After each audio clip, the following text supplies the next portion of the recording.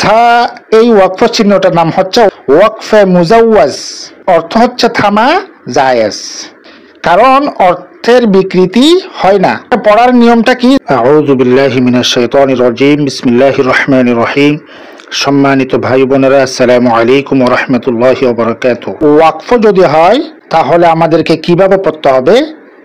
ওয়াকফ চিহ্নের ডানের হরফকে সাকিন অর্থাৎ জজম করে পড়ার নামই হচ্ছে কি ওয়াকফ। উদাহরণস্বরূপ আলহামদুলিল্লাহি রাব্বিল আলামিন। এখন আমরা ওয়াকফের বেশ কয়েকটি ক্যাটাগরি বা ওয়াকফের বিভিন্ন চিহ্নগুলো জেনে নিই। কোন চিহ্ন আসলে কিভাবে পড়তে হবে, কিভাবে থামতে হবে, এটা একটু আমরা জানার চেষ্টা করি ইনশাআল্লাহ। আমরা স্ক্রিনে দেখতে পাচ্ছি ঝা এই ওয়াকফ চিহ্নটার নাম হচ্ছে ওয়াকফে মুজাওয়াজ, অর্থ হচ্ছে থামা জায়েজ, কারণ অর্থের বিকৃতি হয় না। পড়ার নিয়মটা কি? ঝা যখন আসে তখন আমাদের করণীয় বা নিয়ম হচ্ছে থামলেও হয়, না থামলেও হয়। কিছু মুফাসসিরগণ বলেন না থামাই ভালো। উদাহরণস্বরূপ ওয়াইদা হুয়্যিতুম বিতাহিয়্যাতিন ফাহাইয়্যু বিআহসানা মিনহা। এই ঝা চিহ্নটা আসার কারণে আমরা এখানে থেমেছি। সদের মতো এই ওয়াকফ চিহ্নটার নাম হচ্ছে ওয়াকফে মুরকাজ, প্রয়োজনে থামা, অর্থাৎ প্রয়োজনে থামা যায়, কারণ অর্থের বিকৃতি হয় না। পড়ার নিয়মটা হচ্ছে কি? যখন শ্বাস ফেলার প্রয়োজন হয় তখন থামা বৈধ, আর যদি শ্বাস ফেলার যদি প্রয়োজন না হয়, আমার নিঃশ্বাসটা যদি আরো লম্বা থাকে, তাহলে আমি আরো সামনের দিকে আগাই যাব। উদাহরণস্বরূপ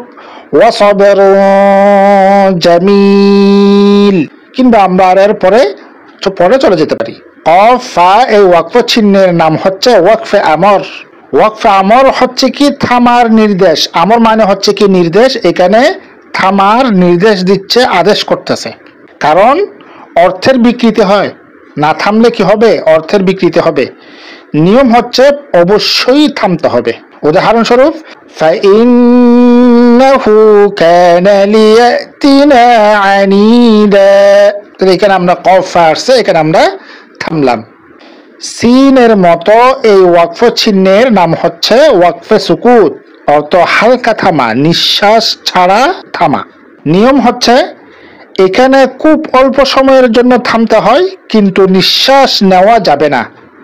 অর্থাৎ আমরা থামার পরে নিঃশ্বাসটা ফেলে দিই, এরপরে আবার আমরা নিঃশ্বাসকে টেনে পড়ি, কিন্তু এই ক্ষেত্রে সেটা করা যাবে না। একই নিঃশ্বাসে একটু থেমে আবার পড়তে হবে। উদাহরণস্বরূপ আমরা একটু দেখি, কাল্লা বাল তুহিব্বুনাল আজিলা। আমি কাল্লা বলে হালকা একটু থেমেছি, কিন্তু নিঃশ্বাস ফেলি নাই, বরং একই নিঃশ্বাসে পরের শব্দগুলো পড়ে গেছি। অফের মতো এই ওয়াকফ চিহ্নের নাম হচ্ছে কিলা ইলাইহি ওয়াকফ। এখানে ওয়াকফ করা বা না করাটা সন্দেহ। কেউ কেউ বলেছেন এখানে ওয়াকফ করা যাবে, কেউ কেউ বলেছেন এখানে ওয়াকফ করা যাবে না।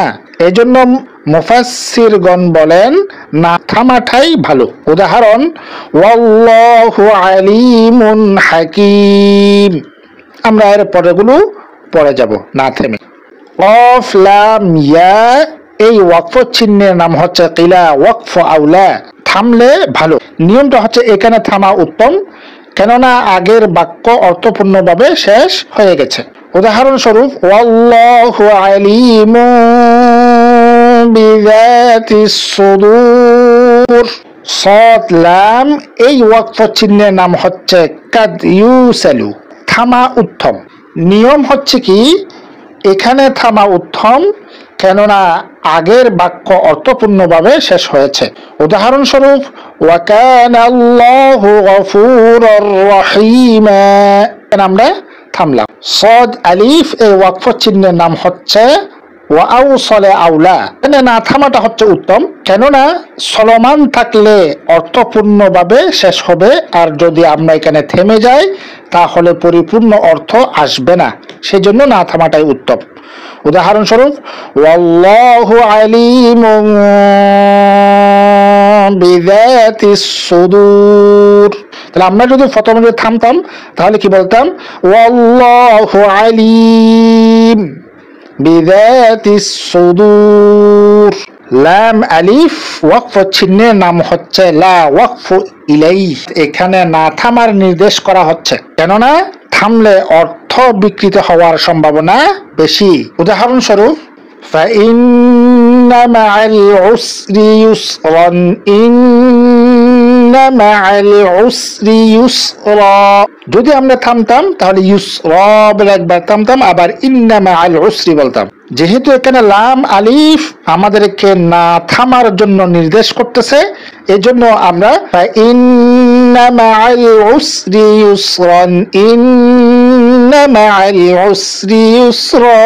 রাসূলুল্লাহ সাল্লাল্লাহু আলাইহি ওয়াসাল্লাম বলেন, বাল্লিগু আন্নী ওয়ালাউ আয়া, অর্থাৎ তোমরা আমার পক্ষ থেকে পৌঁছাও যদি তা একটি আয়াতও হয়।